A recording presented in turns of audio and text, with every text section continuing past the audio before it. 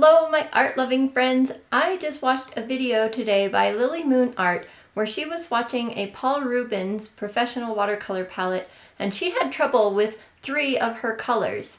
Well, I just happen to have that exact palette that I have not opened yet, and it made me curious. So I have pushed off what I was going to put in today's video in favor of opening this up. Let's take a look and swatch these colors and see if we have the same problem. And if so, we're going to contact Paul Rubens and see what they have to say. We will also be comparing the colors in this palette to previous Paul Rubens palettes to see if they've changed at all. All right, let's get to it. So it comes in this nice solid box. You get a swatch sheet with it, which is on probably watercolor paper, but not very good watercolor paper, but it's still nice they provide that. Plus you get this nice material. It's the same material you get for like cleaning glasses. It comes in a metal tin. Love this, that it's so angular. That's my favorite. And when you open it up, you have the typical 3 fold outs, and every pan is wrapped individually. Real quick, on each pan is the color name, the color number. You have pigment information, light fastness, and transparency over on this side. I know that's probably hard to see since it's on black. So I am going to just try to tear off the tops. It would be nice to keep the pigment information on each of these without having to rewrite them on the pans themselves, but it looks like that's not going to happen unless I go grab an X-Acto knife to put some slits along here, which might be worth it. So I will open these up, we will get to swatching, and we will see if we have the same problems with those 3 colors that Lily Moon did. I will have her video linked in the corner and in the description box below if you wanted to pause this one and go watch hers first, and then it'd be a fun comparison here. All right, we are going to swatch these. Cutting these did not work. It was going to be too time consuming, so I'll just have to write on the labels. So I don't pre-wet these swatches when I do this, and I do have water from halfway down the black line down so that we can see what happens when it hits water. It's kind of fun to see if they flow or not. So this is a Chinese white here. It's a PW6, and I think Lily Moon, she mentioned the same thing. Usually Chinese whites are PW4s, but that's okay. Doesn't really matter. Just need to know that it might be more opaque than you're expecting. And they're considering that one 4-star light fast rating and opaque. And then I'll cut it out in the future, but I do drop salt along the right side of each swatch just to see how it reacts. This one here, if I can find the name, I put it upside down. Light Yellow Lemon. It's a PY3, 3-star light fast rating. They're considering it semi-transparent. Nice. So these 2 have re-wet really easily, and I'll go over these swatches a maximum of 3 times, but often they don't even need that. So this one I feel is fine with just going over it twice. This one here is Cadmium Yellow Hue. It's going to be a PY151, 4-star light fast rating, semi-transparent. A little cat hair in the mix, why not?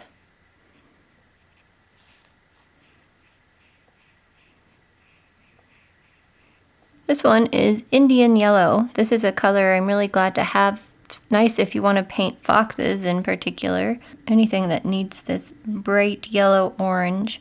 This is a PY110 mixed with a PY154. 4-star light fast rating. They're considering this one opaque. Well, labels are sticking up, making it a little difficult. So very strong pigment color here. Only need to go over this one twice. I just like to do that to get it nice and even in a gradient. And I'll tell you when we get to some of the ones that Lily Moon Art was having troubles with, so don't worry. This one here is what they're considering their Naples Yellow.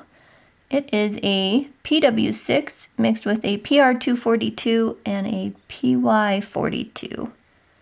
Oh, pretty. This is more a Naples yellow reddish in my opinion. but it's beautiful. I love it.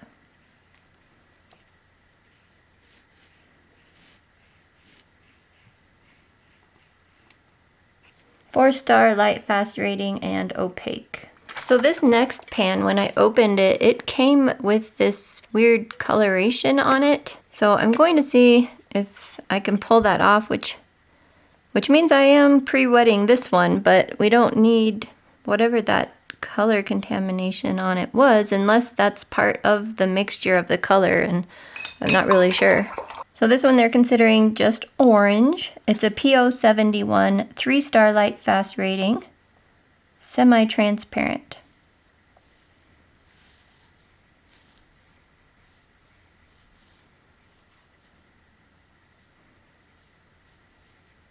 This is a nice rich orange. This one here is cadmium red hue. Wow, that activated very quickly and easily. This is a PR 255. 4-star light fast rating and transparent. Actually, sorry, not transparent.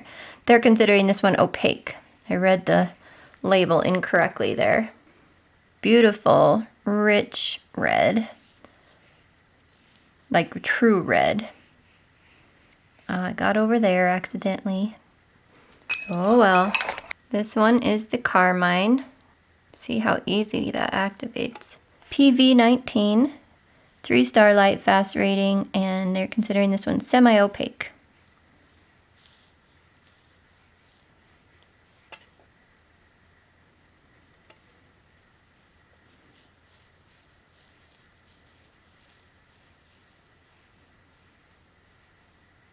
This is the magenta. It is a PV42. Wow, that's bright and pretty. Reminds me nearly of an opera. Wow. A little richer than an opera, but gorgeous nonetheless. This is 3-star light fast rating and semi-transparent. This one is violet. Too much water in the brush. Ooh, that's rich. That's beautiful. This is a PB29 mixed with a PV19. So this has ultramarine blue in it. We'll see if it granulates.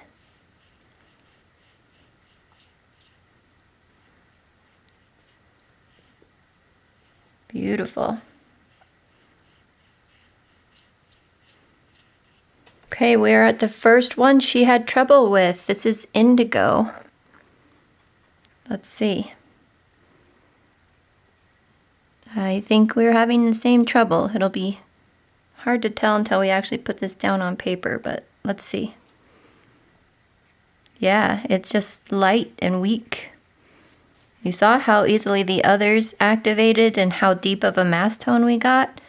And we don't get that with this. Indigo should be deep, dark. I'll show you some examples later in the video, but this is not really doing the trick. I'm getting a little more color than she did, it looks like, but not enough. Guess if you want a real light, like stonewash denim color, that will do. We did have a little better luck than she did, just still not quite what I expect. Interesting. I figured it would probably be the same since it was the same exact palette, but you never know. I went ahead and went over to Kim Crick's website, kimcrick.com. She has an intense pigment database, and I looked up PB66, and you can see what it says here: synthetic indigo, fugitive, and you can pause and read that on your own, but I thought that was kind of interesting because they don't claim this is light fast for Paul Rubens, and it's clearly not. But you can see in these examples, the original mass tone was quite a bit stronger than what we're seeing, although that one on the right is not as strong as some of the others. We'll see if the other colors are also the same or not. This is the ultramarine. That indigo was a mixture, by the way, of PB15 and PB66. And they're considering it opaque with a 2-star light fast rating. And this one is the usual PB29 here for the ultramarine with 4-star light fast rating, semi-transparent. And we're back to the rich, beautiful colors that we expect. All right, we are already to another one that she had trouble with, Prussian blue. So let's see what happens. Too much water in the brush. This one seems to be activating really easily. So let's see if it goes down on the paper nicely. I have a bit of a hair in the brush here. Oh yeah, this is just fine. So our Prussian blue is good. That's a relief.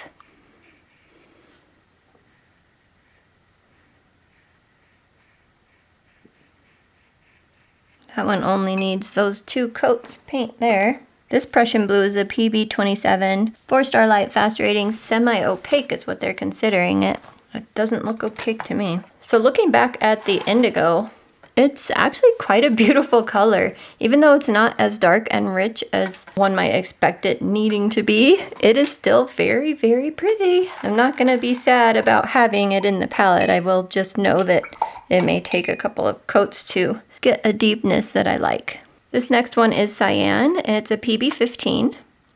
Wow, that's a lot of color in there. 4-star light fast rating, semi-transparent. Is that right? No, is that semi-opaque? Nope, that's semi-transparent. Wow. Bright, beautiful phthalo. Really don't even need a second coat on that, but I guess to keep things a little consistent, we'll go ahead and spread that water around. Get a nice gradient going. Now we have brilliant green. It does look brilliant. This is a PG7. Yeah. So when I saw this on her video, it looked deeper in color than this one. This actually does look like a phthalo green to me. Hers looked a little, I don't know, maybe a little more olive tinted or something, but that obviously could just be the discrepancies in monitors and whatnot, video cameras, etc. So 4-star light fast rating, semi-transparent. This one is May green and it is also from PG7, which is interesting. 4-star light fast rating, semi-transparent, which in this case I would actually say semi-opaque, but we'll see when it dries. And I wonder, it's just interesting, the differences between these two PG7s. Does this one have a little white in it? Even though it's not listed, you don't have to list white in some of your pigments if you're a manufacturer, so I'm just curious. Or is it just pigment differentiations? This next one is permanent green. It also has PG7 in it, but this one starts with the PO62. Oh, that's pretty. It reminds me a lot of the PG8, at least in the wet form of Rosa Gallery, and it runs in water pretty nicely there. See what it dries like. Yeah, it's a little bit brighter than the PG8, but it's nice. This one here is the olive green yellowish. Wow, that's really neat how much that activated so quickly. Wow. That is a really pretty ugly color. Do you know what I mean? It's like, it's not a color that you think of as pretty, but it's actually really pretty. I know what I mean. That's the important thing, right? Right? So that is a PO62 and a PG36. 3-star light fast rating, semi-opaque. All right, we're getting close to one of the others that I felt was a problem when she was swatching them, but not quite yet. This one first, before we get to this. This one's yellow ochre. This has a weird film on it. Can you see that? Like maybe the paper. You know how the Roman schmal pans sometimes get that wax paper resist on the top? That's kind of what that is doing over in that little section. We're still getting plenty of paint though. So this is our typical yellow ochre. It's a PY42. 4-star light fast rating, semi-opaque.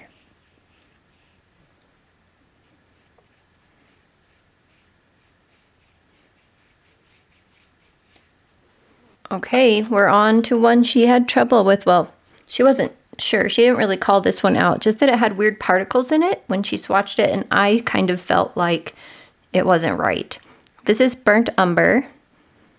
So this one looks like it's activating really well for me. Let's see if it has weird paint particles in it like hers did. This is a PY42, 4-star light fast rating, semi-opaque. Oh, that's a beautiful brown, however, and I don't see any weird particles in this one at all. Good. I'm glad. That means you guys could probably go buy this set fairly confidently because the indigo is the only one that even slightly weak and weird out of my set. Probably got sent these sets near the same time, within a couple weeks anyway. Yes, that Burnt Umber looks great. It's beautiful. Interesting that it's a PY42. I thought the one she swatched was a different pigment, but her handwriting was super small, so I'll go double check her video and see if her Burnt Umber said for sure that it was the PY42 or not. All right, this next one is one I'm usually pretty excited to have in a palette, Sepia. This Sepia has PB15:1, oh that's pretty, PBR7, and PBK6 in it. Runs a little bit in water, and that is just beautiful. Absolutely pretty.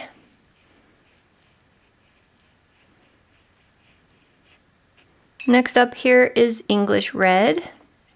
This is a PR101.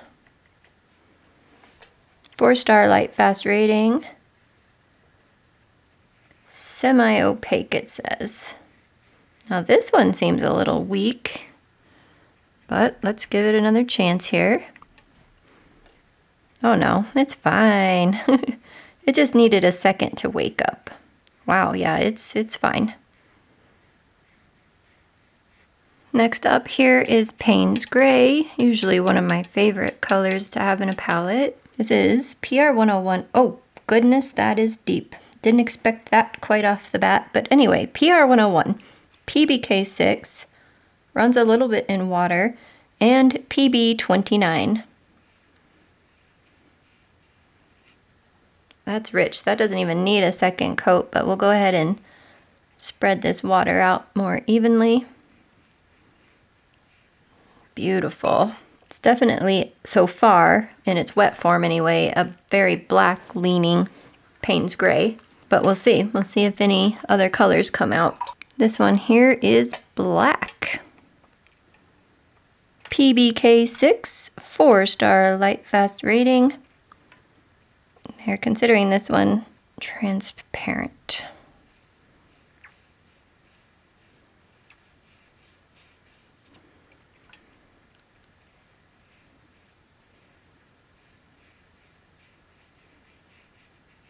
Now with these side by side, the Payne's Gray does have a bit of a violet tint coming through, which is interesting because it doesn't have violet in it, but apparently the blue mixed with the PR101 or something is making it a little bit violet tinted. But if this black were not beside that, you wouldn't be able to really tell, at least not yet. All dry.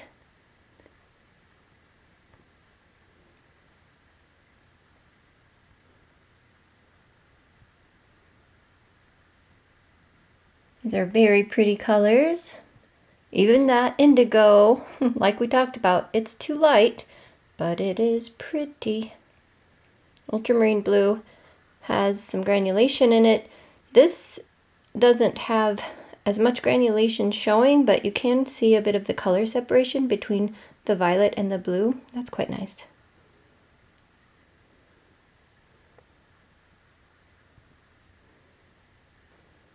There's that olive green yellowish that I kind of like. The pretty ugly color. Burnt Umber's pretty. Does not have the particles in it like Lily Moon Arts did, so that's bonus. I know, I'm repeating things, but it's nice to recap. Alright.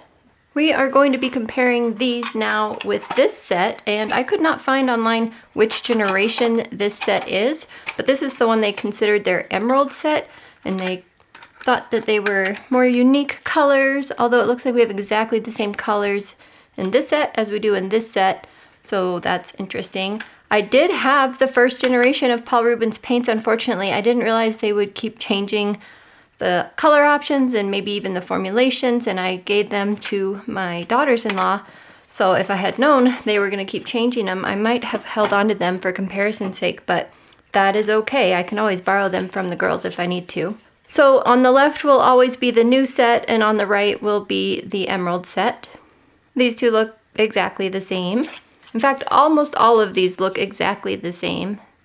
And the formulation is the same. They have the same pigments.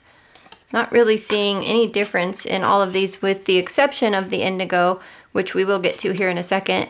But what I do want to tell you is that we will be comparing other indigos too, so you can kind of see the difference between these two indigos and these two exact same brand sets, plus the differences in other brands compared to this one. So I don't think they've changed anything in these, or between these, I should say. All of these look exactly the same. Except, I forgot about this one. This one's very different, but it has a different pigment. PV16 is manganese violet, which is a heavy granulating violet. So this one looks exactly as it is supposed to for that pigment. But these two don't match up, obviously.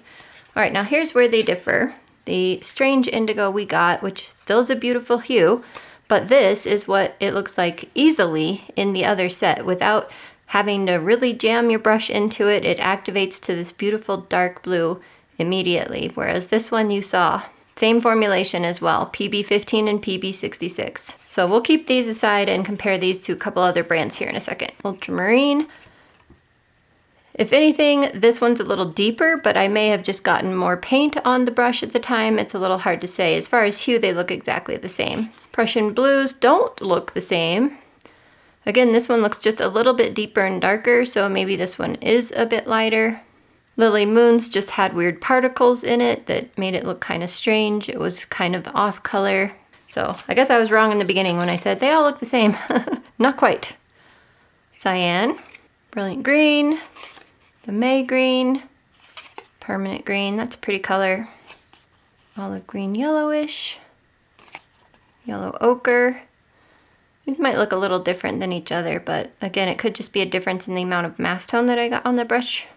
Burnt Umbers look a little different hue. This one looks a little bit more red. I think they look the same. This one may have a little more red tint coming through than this one. Kind of looks like that might be the case. English Red, Payne's Gray, and Black. All right, so here are the two indigos from Paul Rubens again. Here is Mission Gold's indigo. Now, Mission Gold's always been a bit off in their hue for an indigo, in my opinion, but it is what it is, and it's an indigo, so here it is. Here is Holbein's indigo, and you can see the value difference, how deep an indigo really should be. These kind of match more in value. That's not even close. The hue, obviously, is completely different. Here's Van Gogh's indigo. That's a very pretty color. These are more gray than these others, but you can see the huge value difference. Should be much darker. This is another of Holbein's indigo. One of these is the more original indigo that they don't make anymore, and the other is the new one, and I can't recall which is which, but you'd probably be able, probably this one is the old one, I'm not sure. But again, huge value difference, light to dark, whereas these values line up a little bit more, so something is going on with that one. And here's Rosa Gallery's indigo. Again, huge value difference. These are more similar as far as value, but the hue is quite different. Which of these indigos do you prefer? Obviously, don't look at that one. It's beautiful, but let's not look at it because it's not quite right. Do you prefer these more blue indigos? They're kind of, like when you put them next to this one, it almost seems like they're a green blue, except they're not really. And this one is more of a violet blue. So if I saw this without the name, I would probably say it's a Payne's Gray, which is interesting. Well, I don't know about you guys, but I found that pretty interesting. That definitely took up my entire day and afternoon. But it was worth it. Investigations are intriguing. So I will be emailing Paul Rubens to see what they say about this indigo. And obviously I can't let you know in this video because I'm just going to email them right now. And I will update you on my community post and in a future video somehow. So remember to hit that like button if you got some value out of this video. It really helps me out. And I will see you guys in the next video. Bye for now. Oh, you can subscribe too if you like videos about watercolor. Take care. So now with these side by side, the Payne's Gray does have a bit of a violent... You helping, Jack? I shouldn't have said his name. Dang it, he was biting him. Maybe he'll do it again.